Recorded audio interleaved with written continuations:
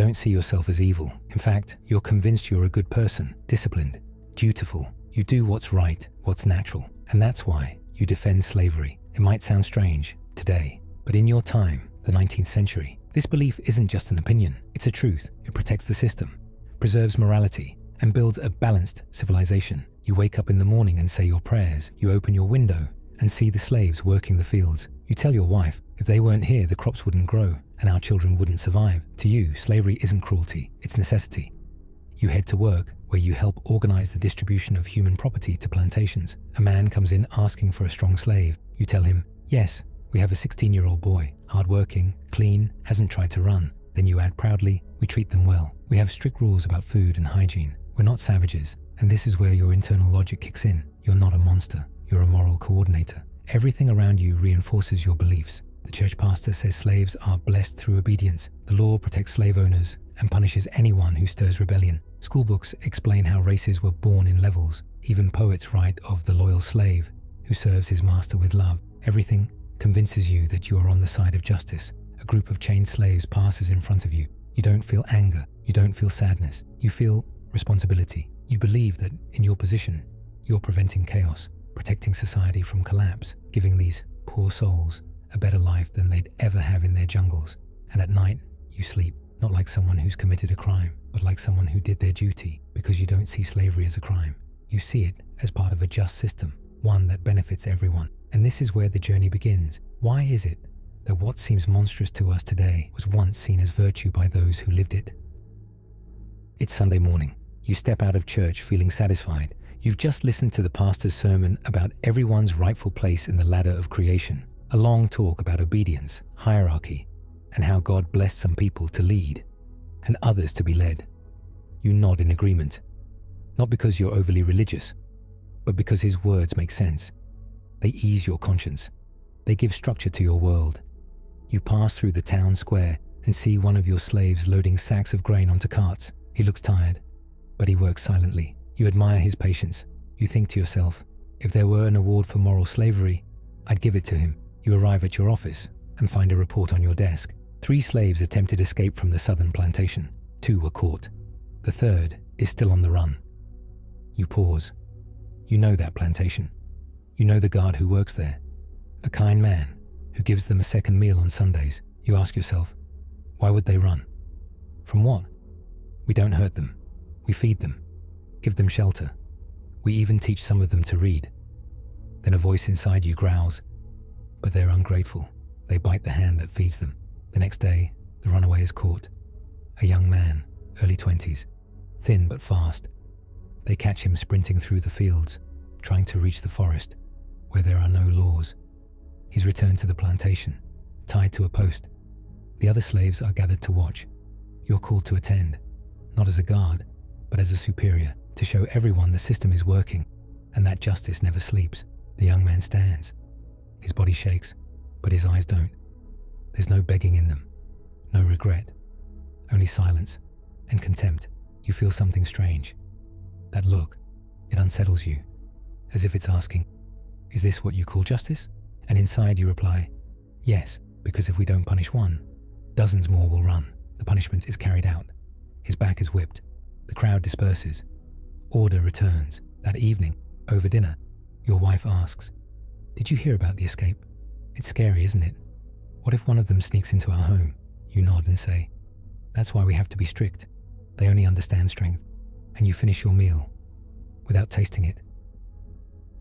Days pass. Whispers spread through the town. There's talk of a strange group. They call themselves the abolitionists. They hand out leaflets, speak in alleys, whisper that slavery is a sin, that God created all people to be free. You laugh when you hear it. If they spent just one day running a plantation, they'd understand the value of discipline.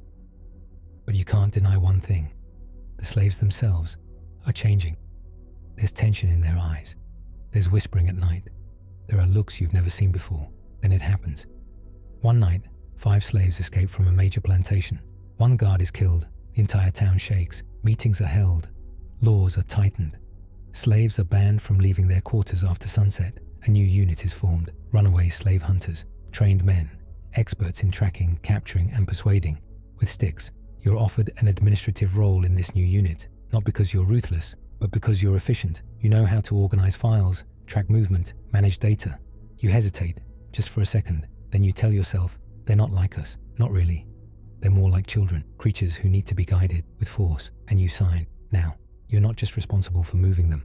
You're responsible for bringing them back if they ever try to run. You send out patrols. You monitor borders. You catalog the fugitives. You update the list weekly.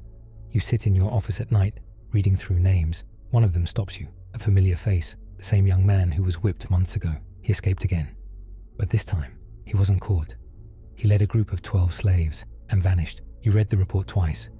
You feel something new. Not anger, but challenge. You say, he's trying to break the system, to stain the image. No, I won't allow it. You issue a direct order. Find him as if you're hunting a killer, because he killed the idea we're all protecting. In your eyes, slavery is no longer just a custom. It's a principle. And every principle has enemies.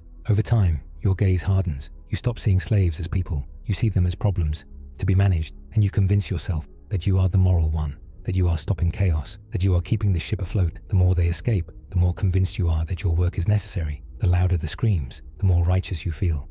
And so, you become the one who runs the machine, the hunter's ledger, the system's memory, the one who keeps everything in order, and every night you sleep, believing you're defending civilization. The message arrives at your office just past midnight, sealed with red wax. Urgent. The runaways were spotted east of the valley. The same young man is leading them. It appears they've acquired weapons. You drop the paper on your desk, stare into the dark for a few seconds, then move fast. You light the lamp, open the map. You know that area. Thick forests, rough terrain, small villages. Sympathetic, maybe even complicit. You pick up your pen and write the new order. Authorization to use deadly force, if necessary. You dispatch your men immediately. 5 riders, each one armed with a rifle, each one trained not for hunting animals, but humans. And in the morning, you ride with them. You put on your leather coat, mount your horse, and ride. The wind whips your face, your mind locked on one thought. If they get away, the fear is gone. And without fear, the system collapses. 2 hours into the chase, one of your men spots fresh footprints in the mud, many of them still wet. You stop, dismount, move forward, slowly. Then, you hear it. A scream, a crash, then a gunshot. You run. You reach the hilltop, and there they are. The runaways are cornered from 3 sides. 2 young men trying to defend with a broken stick, a woman cradling a baby, an old man standing in front of them, like a human shield. Your men shout, "Surrender, this is the end." But the young man, the one who started all of this, he steps forward. No weapon, no yelling, just looking at you. You freeze. His gaze isn't that of a criminal or a slave. It's the look of a man who chose. He says, "If you kill us, nothing will change, but you'll know we were never beneath you." One of your men lifts his rifle. You grab his arm. Silence. Then you say, "Chain them. We don't need bodies. We need a message." On the way back, you ride at the front of the procession. Heads hang low behind you. The prisoners tied together by a single rope. The baby asleep on its mother's shoulder. You pass the fields. People watch. Some whisper. And then you hear it. A voice inside. Do you see them? They don't see a protector anymore. They see a jailer. You walk faster. But the voice won't go quiet. At the gate of the plantation, just before you hand them over, you turn to the young man. You say, "This is all because of you." He answers, "No, this is because you left us no choice but to try." You hand him to the guards, close the gate behind him, then you mount your horse and ride home before sunset. And you sleep, but this time, something in your chest won't settle. Not guilt, but fear. A fear that everything you've defended, fought for, organized laws to protect might not be truth, but a massive structure, so fragile that all it takes is one man's scream to make the cracks show. But there's no time for that now. Tomorrow is a new day, and tomorrow another slave might try to run. And society, as you always say, is not built on questions. It's built on a tight grip. The next day, a brief telegram arrives from the capital. Your unit's performance is exemplary. You've been nominated for a seat on the High Committee for Regulating Black Labor. You feel a swell of pride. It hasn't been an easy road. From a low-level dock clerk to the man now safeguarding the system's order. Now, you're not just following the rules, you're helping write them. At your first committee meeting, you sit at a long wooden table, surrounded by plantation owners, businessmen, and judges. They speak calmly, with confidence, in polished, deliberate language. One man proposes categorizing slaves by productivity levels. Another suggests implanting metal chips under their skin for location tracking. You're caught off guard. But someone next to you leans in and whispers, "We're not monsters. We're simply managing human resources." You chuckle. That word, resources, makes you feel like you're thinking with the mind of the state, not the heart of emotion. Then comes the idea that grabs you. What if we created a reward system for obedient slaves? Give them loyalty certificates. Turn them into examples of the model slave. The idea echoes inside your head. Yes, break their will from the inside with a prize. And so, the project begins. A monthly leaderboard is created, ranking the most obedient slaves. They're given special clothing, better food, their photos hung up in the center of the plantation. Some of them fight to reach that wall, the slave who becomes a tool in your hands to control the rest. But it doesn't solve the deeper problem, because he comes back, not in the woods, not on the roads, but on paper. Anonymous pamphlets start circulating around the plantations, written in the slaves' own dialects, messages of rebellion, lessons on how to break chains, words that burn like wildfire. You recognize the handwriting, you recognize the rhythm, and worst of all, slaves you once thought loyal have started reading in silence. Then, one disappears, a transport worker, the perfect example of obedience, never looked you in the eyes, gone overnight. And in his place, a torn piece of paper. Freedom isn't escape, it's exposing what you tried to hide. Your blood boils, the respect you built is unraveling, and for the first time, you realize the danger isn't outside the system, it's inside. So you do something no one expects. You gather a group of slaves in the central square, you hold up one of the rebellious pamphlets, and you speak, "This paper is not an idea, it's not an opinion, it's a bullet aimed at your backs, because the one urging you to rise won't be there to catch you when you fall." Silence falls. Then, you point to one of the quietest slaves among them. "We found this in his bedding. He will be punished publicly." You raise your voice. "If you support order, prove it now." You hand a stick to another slave. You command him to hit the accused. He hesitates, tears in his eyes, but there's no room for mercy. "Strike, or take his place." He strikes, and with that, you complete the final wall. Slaves hitting each other, so the illusion of moral order stays intact. That night, you write your final report. The ideological rebellion has been successfully neutralized. Months go by, and everything seems under control. The programs are running, the laws are enforced, the slaves work in silence, and the walls have been freshly painted. But on a grey morning, you wake up to the sound of an explosion. You rush to the window. Smoke is rising from the southern wing of the guard station. You arrive at the scene yourself. Your men are lying on the ground. The door lock is shattered. Documents are torn, records burned to ash. And in the corner, carved into the wall, a single sentence: "We are not property. You are just brokers." Your hand shakes, but the worst hasn't come yet. Back in your office, you find a letter on your desk. No seal, no signature. We've figured it all out.